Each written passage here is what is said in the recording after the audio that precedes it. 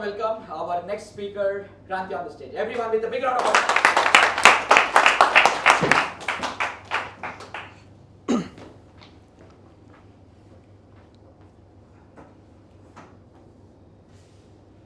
Okay, I would request everyone to stand up. Okay, take your right hand and pat on your back. This is for coming over to this session, to spend money, your own money, and taking a step towards the self-improvement. This I feel is really great. It's been ages, at least on my point of view. I have not taken anything personally, an initiative to do a self-improvement. This is really good. I'm glad to see other folks are also doing that. Yeah, thanks. Sit down. Okay, I have a few questions. How many people want to be successful? Okay. How many people feel India is very competitive? Okay. How many of you know someone in your circle, friends, relatives, who have been academically very successful? Okay. Yeah. Today, I'm going to ask you a question. Okay. What do you think is one of the toughest exam in India? UPSC and IIT. Okay. Anything else? ISB, not so. Yeah. Cool. Thanks for the answers. Okay. I'll give you one small fact. Okay. In the world, not just in India. Okay. There are 3 tough exams. One is Gaokao. It is in China. It is for the undergraduate admission, just like IIT JEE. Second is IIT JEE, and the third is UPSC, which I think you got correct, both of that. Okay, these are the 3 toughest exams in the world, not just in Asia. It's actually in the world. Okay, so I want to give a little more about this. Okay, personally, I did my graduation from IIT Bombay. Okay, I got a rank in top 200. Of course, this is way back in 2000. This is something people who know, go to my LinkedIn, they cannot see that. But what people don't know is I hate studies. Okay, you may be surprised to know I hate reading and writing. Both of them I hate. You may be surprised to know this because I got a very good rank, like a top 200 in all over India. I was probably top 15 in AP and Telangana back then, but I hate studies. I'll give more information about my own journey, how it happened. Okay, so I came from a small town. Until 10th, I was studying in a town called Armoor. It's in Nizamabad district. So I was good at maths. Okay, I was good at maths because that is something which I never used to study. For some reason, I remember everything when it comes to maths. So my father saw that, okay, my kid is doing good at maths. So he brought me to Hyderabad and said, you need to give IIT JEE. I said, what is IIT JEE? He said, it's an entrance exam. Entrance exam for what? He said, it's for engineering. Okay, so for engineering, why I have to write an IIT JEE?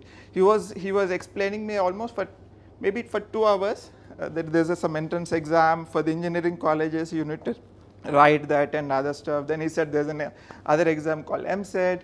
Then he said something else, and he said about mechanical, civil. I was like completely confused. What the hell my dad is talking? I just know maths. I don't know anything else. In fact, my dad got even pissed off, like thinking this guy doesn't even understand what is a competitive exam is. Okay, this is just after my 10th. And my mom came to my rescue and she saved me. Don't be so hard on him. Like, he's just a kid. I don't think you might be knowing all of this in your age, at his age. So give him time. Then I said, fine. Well, my dad said, okay, fine, but I'm going to put him into some coaching center and he has to go through it. So I was put onto a coaching center. There were a lot of smart guys who came from the cities, who had some background and were preparing for the competitive exams. But yeah, given that I was good at maths, so I was enjoying the mathematics classes and other stuff. To some extent, I was enjoying the physics also because it has a lot of maths and logical and other stuff. I used to hate studies, but I used to like solving problems. That was my strength. So chemistry was always my weak point because it has to be studied. I mean, you have to actually by heart things. You have to by heart the what do you call equations like this plus this that. I don't know why that comes, but you have to remember that. So that how the chemistry was. It was very tough for me. But two things were going fine. So the third one, I'm somehow doing it, not scoring great in that, but I was just trying to survive. So then, just 6 months before the exam, what happened was actually I had a lot of health issues. So what happened actually is I had to went through some surgeries also. People don't know this. Actually, I'm deaf by I cannot hear through my right ear. I'm half deaf. I can hear only my left ear. People don't realize it, but because I try to keep straight when I talk to other persons, so I can hear through my left ear. So I had to go through a lot of depression at that time. It's just like 17 years old kid, and I lost an ear. I was through some surgeries. I have to visit doctors every week. Like I used to actually skip the classes to go there. It's just all of this. Just 6 months before the exam, I was like completely depressed and actually left the studies.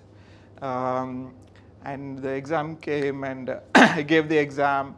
I didn't get through IIT. Back then it was only 3,000 ranks. I didn't get any rank first time.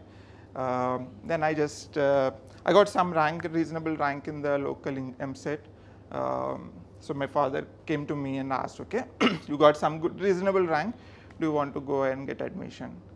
Then what I found was some of these my peers, they got admissions in IIT. I was feeling a little bad that I have given up easily.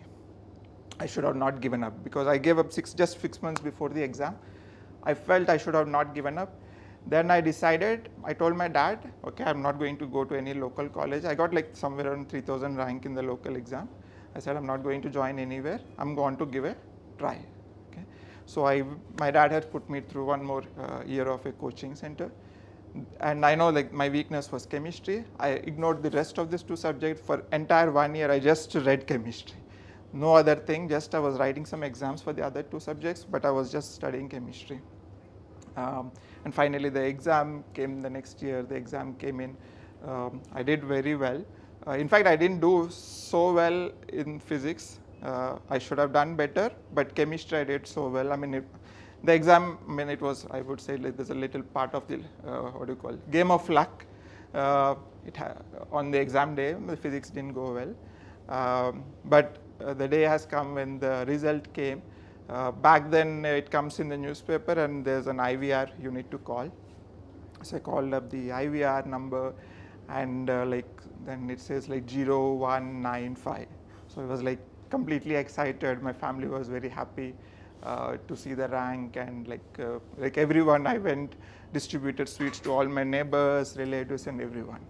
Okay. So one thing I learned in life with that is you should never give up.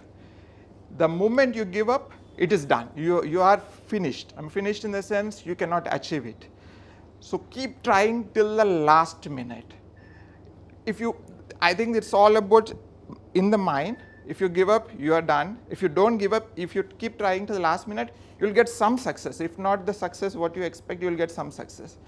So this is my takeaway, and I want all of you to go and write something after you go home. Write something in a book, what you want to achieve, and have you given up or keep trying it. Okay. If you have given up, even if something you wanted to achieve, you have given up, you can probably reinitiate it. Life always gives you a second chance. Giving up is what closes the fun in the life. Trying it will actually do it. And never forget to enjoy the journey.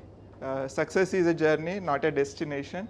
The more you enjoy the journey, the more it will be easier. Yeah, that's all from my side.